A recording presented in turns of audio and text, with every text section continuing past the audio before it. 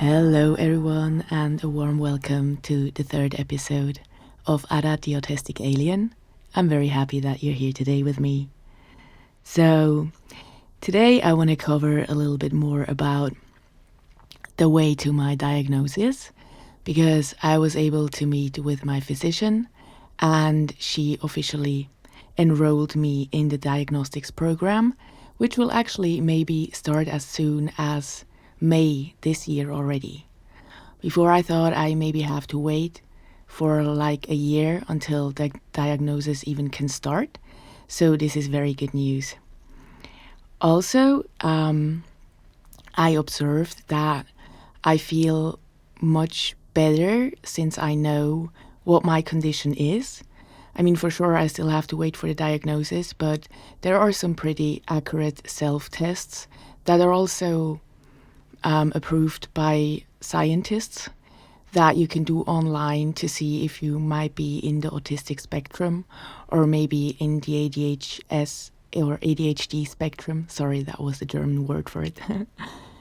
And yeah, I don't know, since I understood that I, as an autist, can focus very easily on a detail and kind of like go crazy about it without it being like that super much important, I was able to kind of distance myself more. Like I was able to already find kind of a tool, and that tool is to just like distance myself from the situation in the sense of, okay, is what I'm like upset about right now really that huge? Or is it like a detail if I zoom out and I look at the bigger picture? You know, of course, it can still upset me because I'm a perfectionist, but it gets way easier in social situations to like not offend other people so much, because I also realized that by me being so perfectionist, sometimes I maybe give other people the feeling of not being good enough, like without ever like intending that, but because I'm like so fixated on every detail that surrounds me and I'm very fixated on optimizing every detail that's around me, I often think I give away the feeling of that surrounds me isn't good enough for me. And like in a sense that's true because I want to optimize it, but it's not because I question its status quo. It's not that I question its current state of being in the sense of judging it as not being lovable, you know? I actually more see it the way that because I care so much, I want to optimize things. You know, because I care so much, I take good care of my material possessions. Because to me, everything has chi in it, yeah? Like everything is made from consciousness. And so, like, since I was very little, I was able to beam my consciousness or like swap my consciousness with everything I like. You know, I could beam myself into a cloud or into the top of a mountain or into a tree on that peak of that mountain.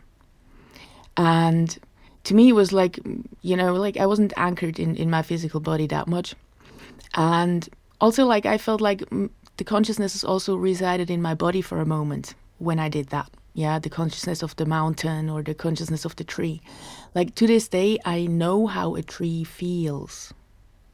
And it's very interesting, you know, because it's so different from the human sensations of being alive, because there are no emotions, there are no thoughts. Yeah, there are other spectrums of perception when you are a tree, but it's so different, it's so vastly different. Like the world is a different thing, yeah, when you're a tree. It's totally different to what it is when you are a human.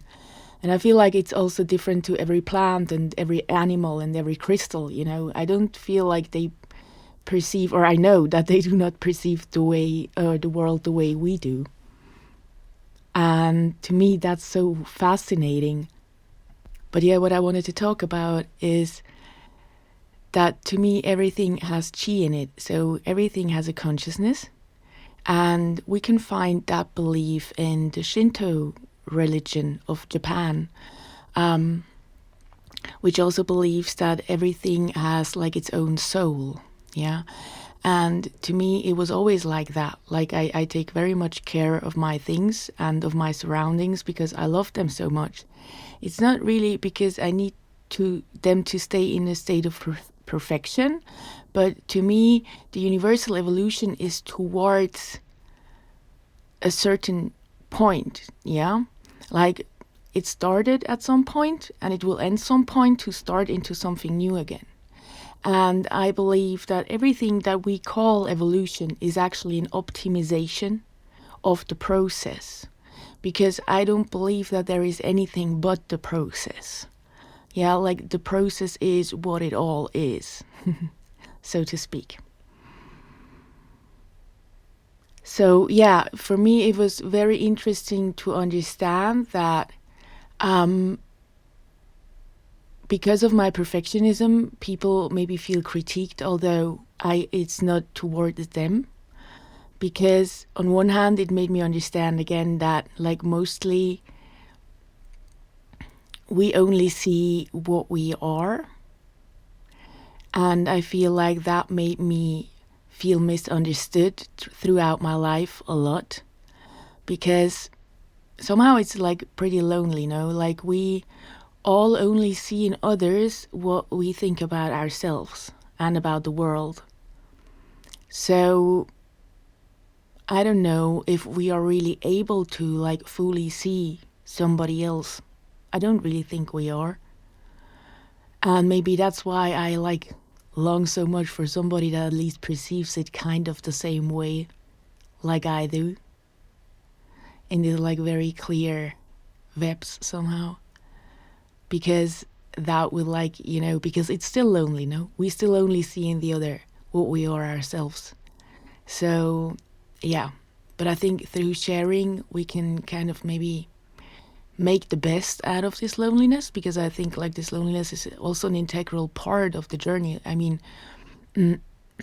for many beings in the universe, like that I lived as before, it's very usual that you are a part of the bigger picture. Yeah, they don't feel isolated. They don't feel separated. They don't feel like on the Pleiades. I can't lie to anyone. Yeah, I can't, because they can read me and I can read them. Yeah. And at some point, I got very frustrated with living on Earth because people can lie here and they can be assholes and everything. And so I did a deep meditation, and I asked the universe, like, why? And the universe replied with, "But honey, don't you think it's really cool? Like, Earth is the only planet that you can feel so isolated from others that you can actually behave like an asshole. How cool is that? I always wanted to experience that, and so I do it now through certain people. And you can be happy because you are not the asshole. So, or maybe sometimes I for sure am in somebody's life for some reason, but generally you decided to not incarnate as somebody that really likes to be bad and do malicious things just to hurt other people. And, just take it as be grateful that you don't have to do that, and just see Earth as this very muddy, dirty playground where me, the universe, is experiencing all these things that I can't on other planes. Yeah, because everywhere else it's so fucking clear that you are part of the big picture. So whatever you do to others, you do to yourself. And on Earth, like, if you're spiritual, you maybe know that, but I've seen a lot of good people struggle really, really badly because of bad people. So yeah, and like in the end I decided that for me, like, I was like, okay, should I become an asshole now too? Although that would be like, I think it would be pretty hard for me. Anyways, and then I was like, no, because in the end, it's not about me and the others. It's about me and myself. And it's about who do I want to be? Yeah. So if I do good things for others, I don't do them because I want to appear as a certain person, or because I expect anything in return, but rather I do them because I want to be the person that does that. You know? I want to, so it's kind of like, we can even call that egoistical, but in a very good sense, yeah? Because, like, I want to be the person that helps if I can, and somebody in need arrives at my door. And it's not because I expect anything in return. Because to me, with that, I give something to myself. I am the person that helps, and I want to be that person. And I actually believe that every human, or maybe like not everyone, I don't know everyone, but I think most humans are born like that, no? That they want to be that person. But they get hurt so much that it gets buried. Yeah, like for me, it was buried too. So I just had to take care of myself first. And then I was able to like find out that, okay, yeah, I'm actually doing that because I want to be that person. And it freed me also from expectations towards others. Like, not like, I didn't have them like consciously, but like subconsciously, I think we're conditioned to, oh, you are a good person, good people will come into your life and good things will happen to you. And that's not always what happens, because you get taken advantage of a lot. And I think also like, that's actually the next point I want to cover, is the conditioning, no? Like, I was raised in Western society in Switzerland, and I don't know if the term good girl programming is familiar with you, but it's like a conditioning. Yeah, like I was born in 88, so maybe the conditioning for boys was more like, oh, boys don't cry, you have to be strong, and stuff like that. And the conditioning for girls was like, oh, you're a good girl. Oh yeah, you behaved good. Yeah, you were and what is good? Like, in that sense, it was mostly like taking myself back for the greater good of things. And the conditioning I had was like, I have to people please to get accepted, to be a good girl. Yeah. And so it was like, in a wrong sense, egoistical, or like, if we want to use that word again, because I felt like I can only be accepted if I'm good girl, if I please others, if I let them go first, if I make my emotions matter second, if I make my thoughts matter second. So liberating myself enough to record this podcast and having the guts every week to do it again and publish it, which is really a big thing for me, although maybe it doesn't seem like that. And it comes with a lot of existential crisis and stuff like that, is actually a result of deconditioning myself. Like, I started really working on self-love every day, like 4 years ago. And it was like a huge process with a lot of hypnosis and trance healing and Reiki and stuff like that, shamanic tools. And like, I realized at some point that in the first like year, maybe, I was still in the conditioning. So I tried to become the person I was able to love. I tried to become the good girl as much as I could to be able to love myself. And at some point I realized that that's not self-love. Yeah, I need to accept myself exactly as I am and embrace all the parts of me that I didn't allow because of good girl programming. And it was really hard to understand that and really embrace all. It's easy to embrace the things that you are proud of, right? But to understand that the things you are proud of are connected to the things you are ashamed of. Yeah, maybe you couldn't be, or that was my epiphany.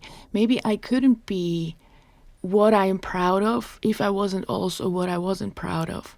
So I developed some tools, which you can also find on my YouTube, on my Dada Chi channel, for self-love, to find a way to work around my brain, because here is something interesting, and that will relate this to autism later.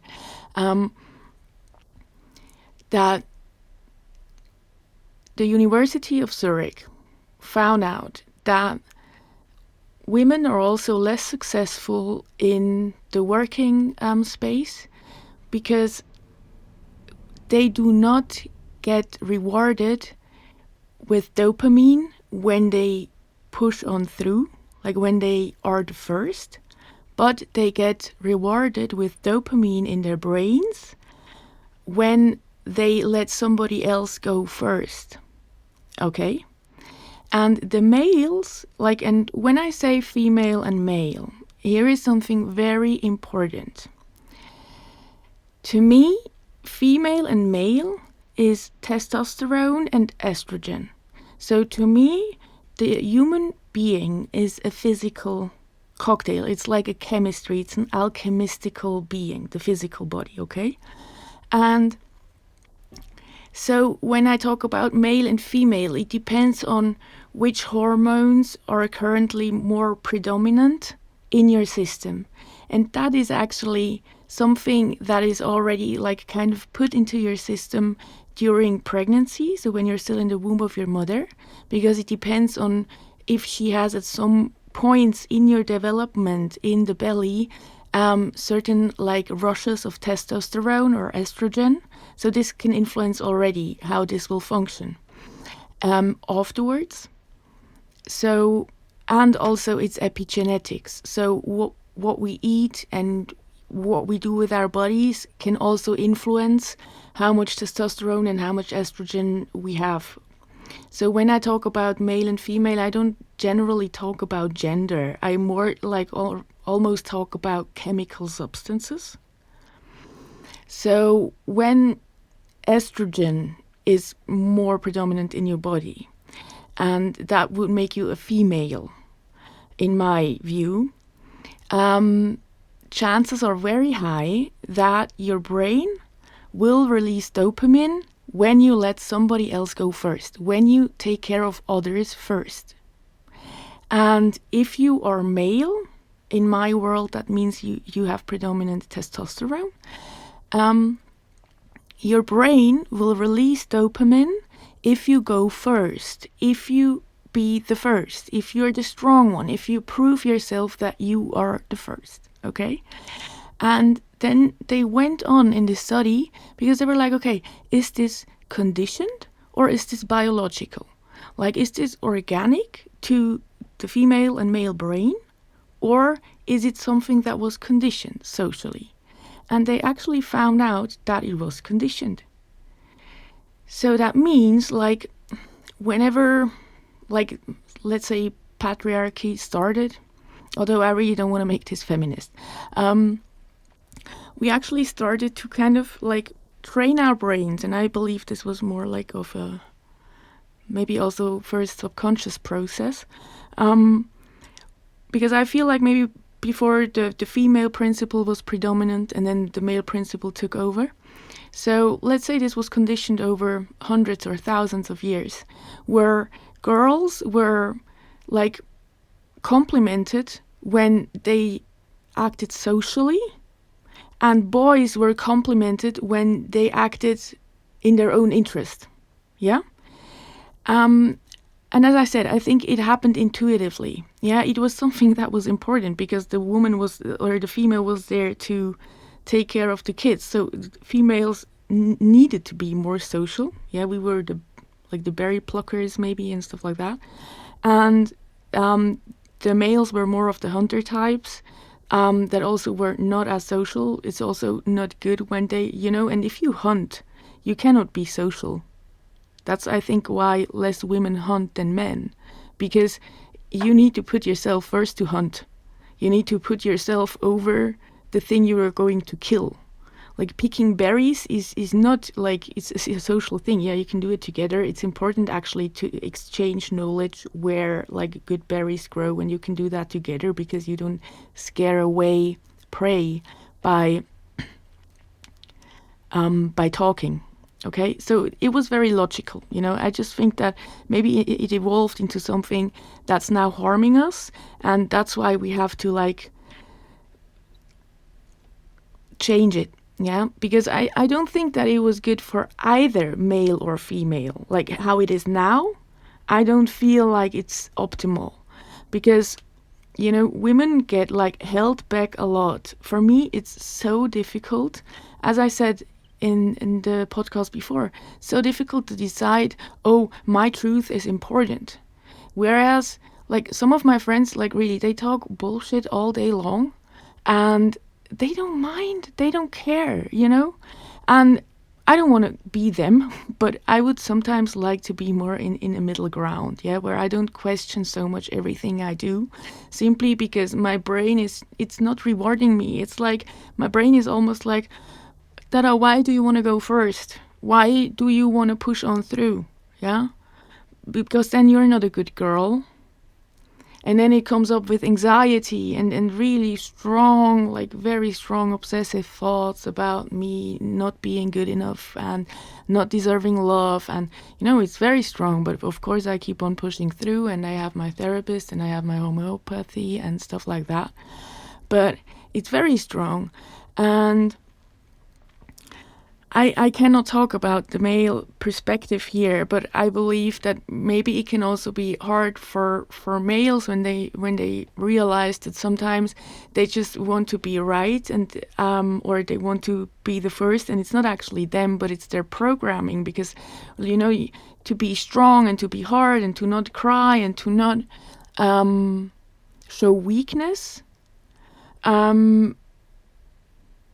is also not easy. Yeah, and it's the good boy programming. Yeah, you're a strong man, you're a good man. And I really think that, like, to understand that this is actually a chemical process helped me a lot. And now I want to make the bridge to autism, because I visited this very tiny exhibition at Pestalozzi Bibliothek in Zurich this week with my mom.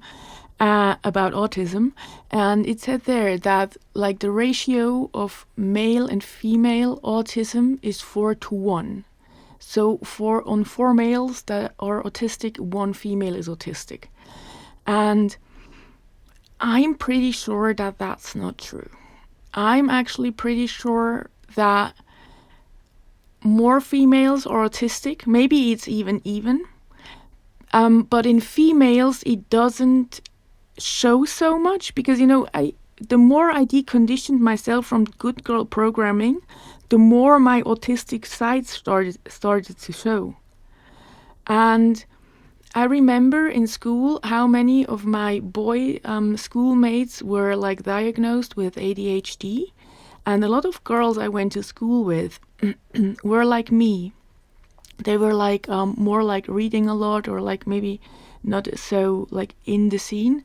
And later they got diagnosed with ADD, but it wasn't diagnosed there because, the boy gets dopamine when he's the first, when he's the strong one, the loud one, when he's the alpha. Okay? So what does the boy do when he has when he is neurodivergent? He will push himself over the others. He will disturb in school. He will be wild. He will be active. He will pull attention toward him, yeah?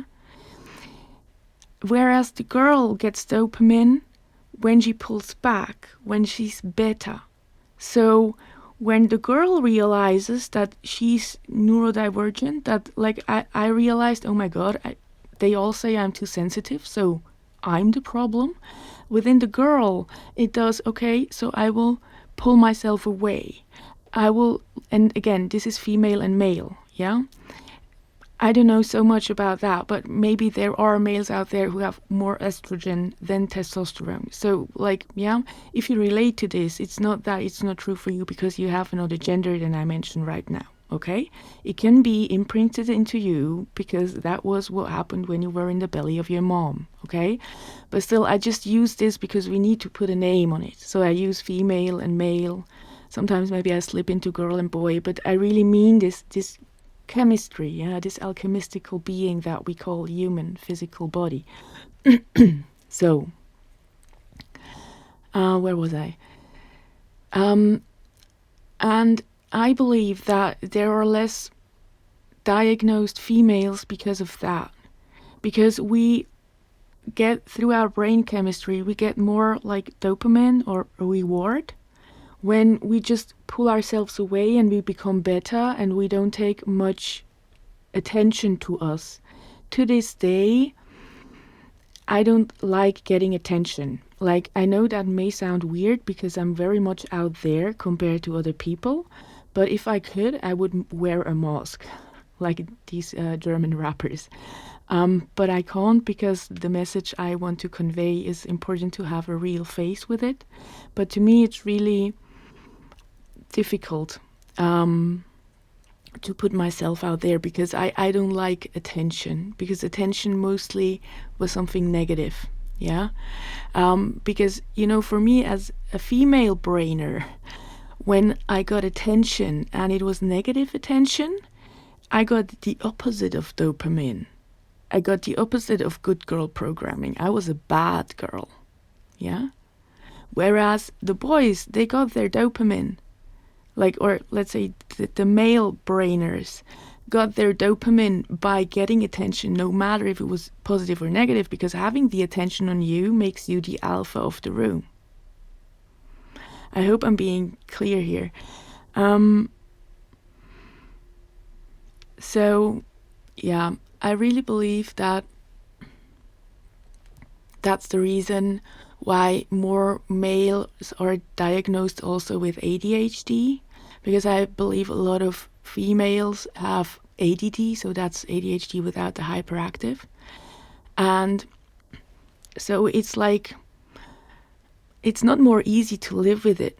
It just doesn't get recognized. And I believe that maybe the more people now decondition themselves, females and males, the more we get a sight of how many people are actually neurodivergent. Because I feel like right now we are really like kind of in a circus on planet Earth, that everyone learned their role according to their brain chemistry and how they get rewarded, plus how the social interactions went and all that stuff. And now everyone's staying in their role. And everyone that gets depressive or has other like mental hurdles to take or physical hurdles is actually somebody that's liberating from that condition. Because if you have to take a step back because you're ill or because you're different and you look at the things, you understand where you have been conditioned to not show who you truly are, which parts of yourself you kept away to be accepted as the good girl or the strong man. And that's the liberation I see that's coming up in the next years. Unfortunately, I believe that a lot of the system has to break away for that, yeah, because as long as we stay in the routine is fine, no matter how uncomfortable it is. I'm a person that moved a lot, so I changed comfort zones a lot, and I realized that most of the time the comfort zone I felt myself in, that it felt hard to let go, was actually not comfortable. As long as I was in it, I just didn't see it. So I believe that everything that maybe happens bad on the outside in the coming years is to actually liberate us from behaving a certain way.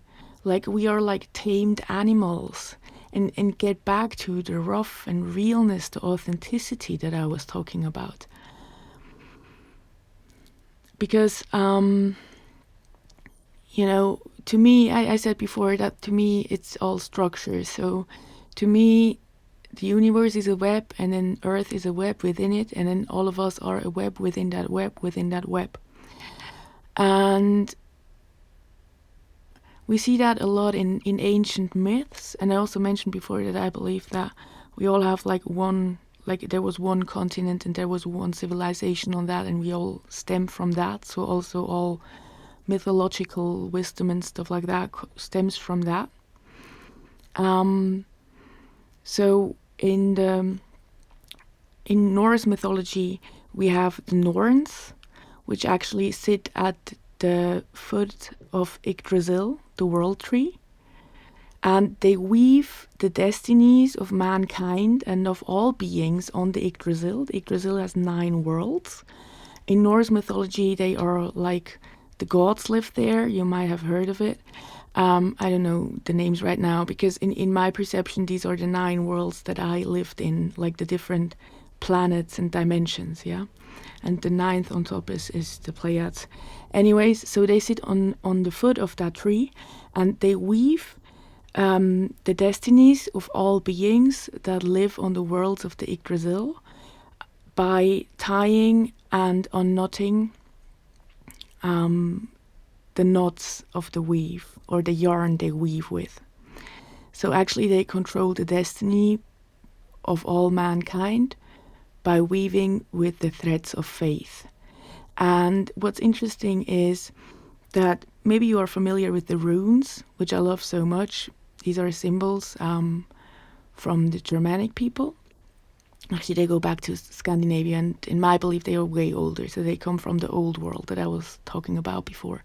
And if you put all the runes together, you get one pattern, and it's called the weird. And actually, the word weird in English stems from weird. And weird is a web. Also, you can find it online if you Google it. So all the runes together make a web as well. And I realized that the reason why I never really was content with my life was because I weaved a reactionary web instead of weaving it from what I really want or what I really am. Because so early in my childhood, because of the reaction I got from the outside, started to question if I am okay or right the way I am. And so I kind of weaved a web to assure myself that I am right. And now that I'm starting to weave a web that's not to assure myself, but that is I am right. I am the way I am, and that's right. And it doesn't mean I'm better than anyone, and it doesn't mean I do everything perfectly. I do a lot of mistakes. That's how I learn. But I am right the way I am. I start to weave a new web. That it's not about making the world understand me anymore, or being a good girl, or not sticking out. And it's so beautiful. And I believe that this is where we all go to when we start to decondition ourselves. And it's very interesting that also, I forgot to mention that before, that even when we go to South and Central America, we have the spider goddess, which is the oldest goddess. They don't find many sculptures of her, and there's some controversy about her, but there's definitely this ancient spider goddess, which seems to be older than all the other gods. And I think spiders are a very good metaphor here, because spiders weave their web outside or out of a thing that they create themselves. And I feel like we humans also weave our web from what we are. So that's why it's so important what I feel, what I think, and especially what I believe in. Yeah. So, and these are subconscious beliefs. Yeah. And that's why we do the work. No, that's why we train self-love. That's why we decondition, because we want to find a way to really weave our thread and find our subconscious beliefs that hinder that process. Because as long as there was this subconscious belief in me that I am not right the way I am. I'm very sorry for this background noise, there's a huge car driving by right now. I'm fixing or working on bettering the quality of my recordings. Please bear with me. I'm really on it. Anyways, just let me grab the thread here again to weave the web further. Exactly. So as long as I believed that I am not right the way I am, the web I weaved always was made of this thread. So I kind of always reassured myself by the web I was weaving that I am not right the way I am. And that's exactly what I always said about trauma. You know, that as long as you haven't healed it, you will replicate it on the outside. The outside will always mirror your trauma. And I feel like the spider and its web is an even better metaphor for this. Because my subconscious beliefs create the thread from which I weave the web, which is my outside reality. So as long as this root, actually where the yarn for that web is made, is sick or has a misunderstanding of things, I don't want to even call that sickness because it's a misunderstanding of things. It's this very early on assumption that I am not right the way I am. And then the reassuring of that through good girl conditioning, through growing up in a society where looks and being a good girl, being pretty, being beautiful all mattered very, very, very, very much. That always like assured me again that I am not right the way I am, because I'm more wild. Maybe I'm pretty, but I don't like to do my hair and stuff like that all the time. That's taking too much time away from my day. But you understand, everything assured me that again. And because I didn't understand that that was the subconscious belief, I always weaved the web, and then I looked at the web and I was like, but I said I want better, or like more suitable for myself. But as long as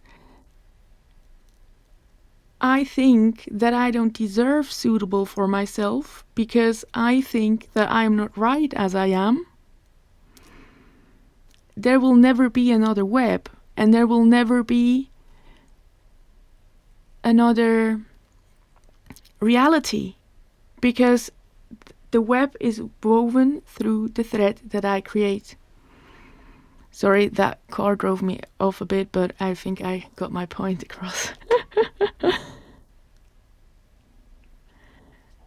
Yeah, and so like I think it's very interesting how, like, a lot of people also ask me because they know how I look at identification. Do you know that there is actually no opposite to the word identification? As you maybe have already noticed, I really love words. So there is no opposite word. Like, I call it disidentification, but it's not an official word. It's also not an official word in German. It's really interesting. So we as a society have the tendency to identify with things, but we do not disidentify. That's not even a word. And I think that's very interesting because I had this chat with a friend. How much do you want to identify with being an autist? You know, because in the end, it's only a diagnosis, and you are Dada. And that's what I believe in as well, or Adat now, for his podcast. But like, and I was like, okay, that's interesting, because it's not for me about identifying so much, but I just see how much this diagnosis gives me clarity. Because something very beautiful that I never experienced before in my life is that now I talk about certain things I do with my friend who works with autists or with my therapist, and they say, oh, that's so typical. And to me, you don't know how big of a gift that is to hear, oh, that's so typical. Because I was never typical, you know? And so that's like a sense of belonging. And it's not that I want to identify with being an autist. I think it's interesting to do this podcast because it gives an interesting handle on, or maybe you understand better why I think so differently, yeah? Or maybe neurotypical people will understand better why I think so differently.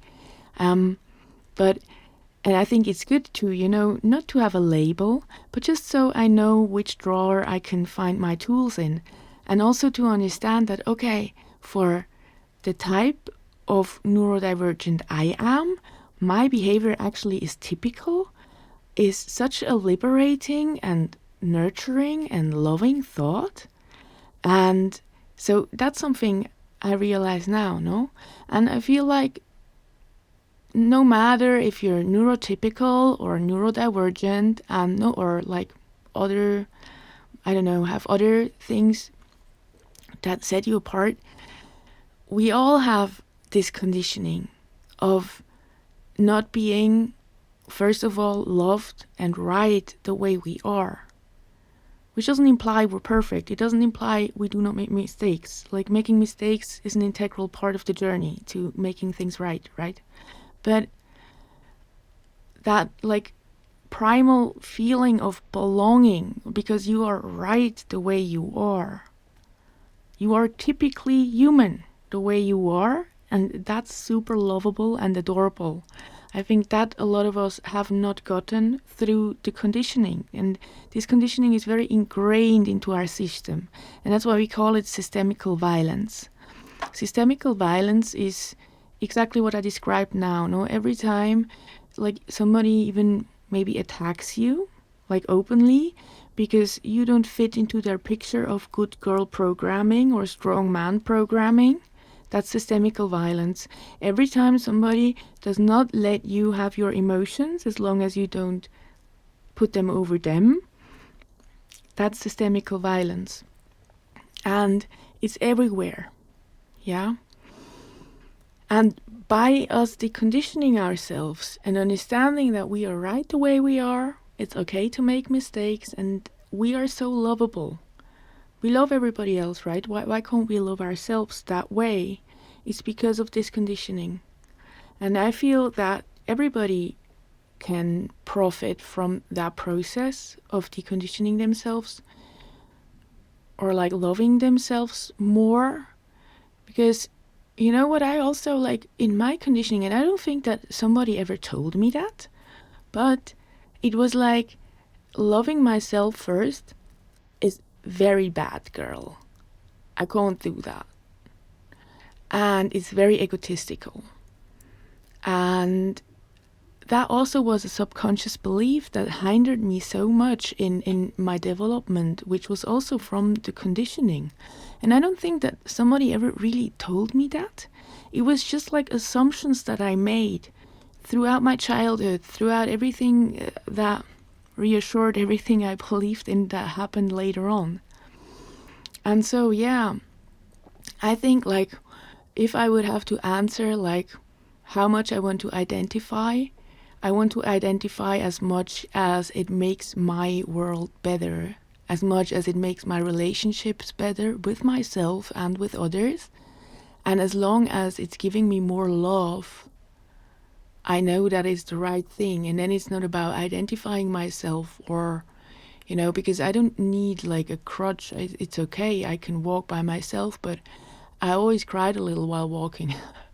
And now, since I have this clarity and go this path and get the real diagnose, I don't cry so much anymore, because I understand that my way of walking is maybe different, you know? Yeah, and I think that's a very beautiful, beautiful thing. And I think everybody, like, can do that with themselves. No, everybody has something that they hide away, and maybe it's not conscious, but that they feel like, if I show that, I can't be accepted. If I show that, they're going to kill me. Yeah, because we're all not living the first life on planet Earth. So there are a lot of memories about being burned, being drowned, being killed. And yeah, so it's not only from this generation. You know, everything I'm talking about that we are now purging as a society in this day and age, because Aquarius in my age is, in my opinion, it's about purging everything that happened since this conditioning started in our brains, purging maybe 2,000 years of strong man and good girl conditioning. Yeah, and it's in all of us. Like, my male part, I like to sometimes look at my yin and yang as male and female, because I understand some things better than in my mirrored reality. my male also has the strong man conditioning. Yeah? So that's not even something that only relates to the other gender.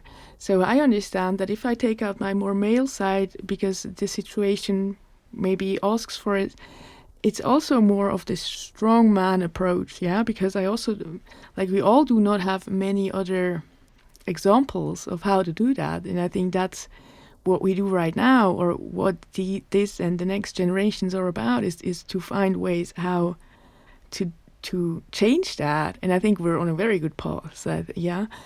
And it is very much related to the chemistry within our brains and how much we compliment ourselves for pushing through. Yeah, for me, for example, right now, it's that I say myself, "You do this great, Dara.